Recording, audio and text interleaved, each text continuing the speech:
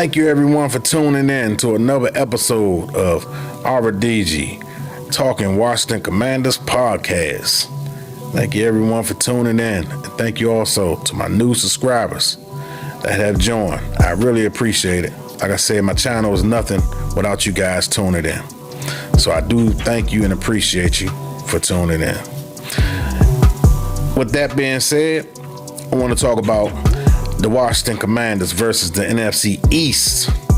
You know, I don't think they're going to feast on us this year, but it's one particular team that is our arch nemesis, and that particular team is the New York Football Giants, or shall I say midgets.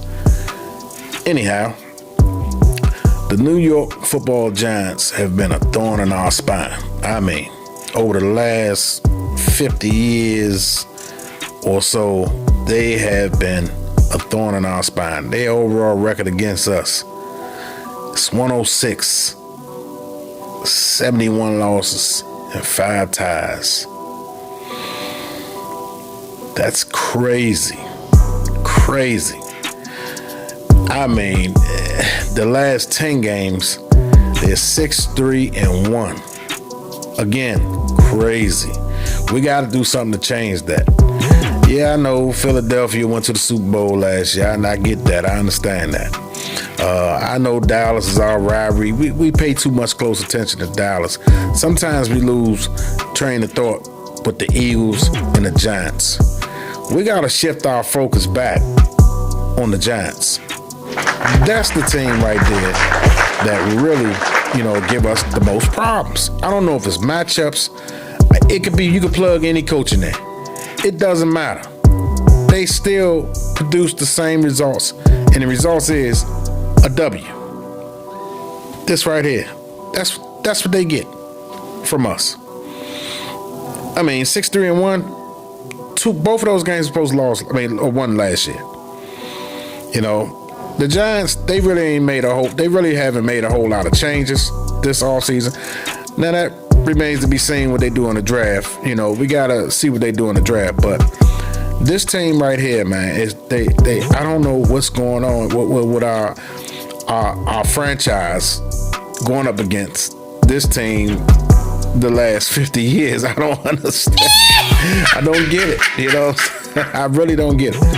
But we can somehow stop turning the ball over against the Giants. I think if we minimize our turnovers and we run block a little better, I think we can actually beat this team consistently. Daniel Jones, we got to be able to neutralize him. I know we can't shut him down, but we got to neutralize him. He shouldn't have 10 carries for 80 yards against us. That shouldn't happen. That's on the linebackers mainly. Not just the defensive linemen, but that's mainly on the linebackers. And when they get a chance to tackle them, they got to grab them and put them on the ground. They got to stick them hard to make them think twice about running. We want him to think twice about running. If they can't do that, then the Giants are going to always be a thorn in our spine. Now, the Eagles. I want to get to the Eagles. Yes, the Eagles went to the Super Bowl. I get that. They're a very strong team, very talented team, very fast team. But they can't be beaten. We just provided a strategy on how to beat the Eagles. They're going to be prepared for us next year. This coming season, they definitely going to be prepared for us. But we're going to have to do something to counter that. They're not going to allow us just to hold the ball for 30, 40 plus minutes no more. That's not going to happen. We can forget about that. They're going to do things to counter that. They'll shut that down. They're going to have a counterattack for that. They're going to be expecting that for us. So we got to be well-balanced. We got to be a well-balanced team going up against a well-oiled machine. That's period, point blank. Ron Rivera and Eric Bieniemy is going to have to cook up something. And Eric Bieniemy, I think he's creative enough. He's not Scott Turner. He's not going to be stuck in his own way. He's going to cater to the players' talents around him, skill set. So I think we'll be all right right there. Ron Rivera letting this guy cook in the kitchen, pick his own groceries. That's a good thing. So we'll see when they play the Philadelphia Eagles. Now, Dallas Cowboys. Cowboys is a rivalry. Like I said, people pay too much attention to the Dallas Cowboys. Yes, the Cowboys are a good team. They got some talent on their team, but they are beatable. They're not invincible. Now, I don't expect us to sweep the NFC East. No, I'm not saying that. That's not going to happen. If we can go 500 or better, and we're not okay. I know we got other teams on the schedule that we also got to worry about, but we got to take care of the NFC East first. That's why I said if we can go 3-3 or better, everything else will take care of itself. You have to win in your division first. And you have to beat the NFC conference games more than you lose. You know, the AFC games are important when it comes to tiebreaker situations and stuff like that, but they're not as important as winning the conference games and the NFC East games, your division games. So you have to be able to do that. If you don't do that, you don't stand a chance. You're going to be a regular 8-8, 7-9, 6-10 team. Period, point blank. And this is Ron Rivera's last season.